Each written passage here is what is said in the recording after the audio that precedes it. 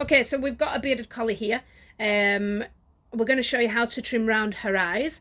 So just to keep it so that her eyes are nice and clear so that she can see.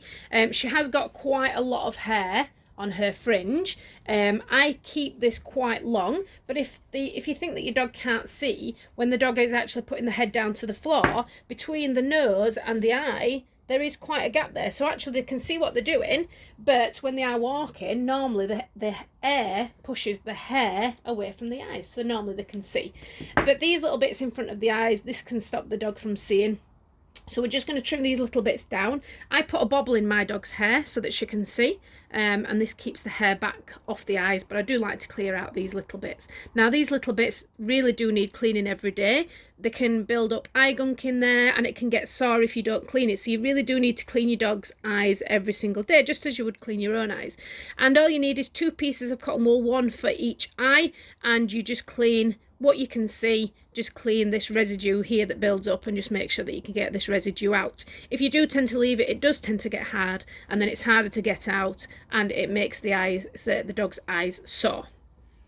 So we're just going to use some thinning scissors, and I would normally use the thinning scissors with the serrated edge to the dog, and you always want to point your scissors away from the dog's eye. If you point it towards the eye, you're likely to catch the eye, you're likely to stab the pair of thinners into the eye. You want to point your scissors away from the eye. So all I'm doing is I'm just taking off any little bits of hair around the eye. She hasn't got a lot, so just to keep it nice and flat around there. You've got to also be careful, of course, that you don't catch the skin, and we'll do exactly the same on the other side. So just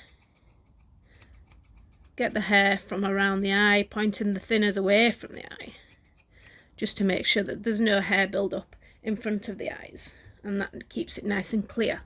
If you did want to trim these little bits around the eyes, you could do, just to make sure that she can see. And again, the same idea is just to get your thinners in and just snip a little bit off. I'm not going to take off too much off this dog's eyes because we don't have them short, but you can see it's just cleared out her eyes, and then we can put her hair up into a bobble and it'll keep it away from her eyes until your dog can get to the groomers.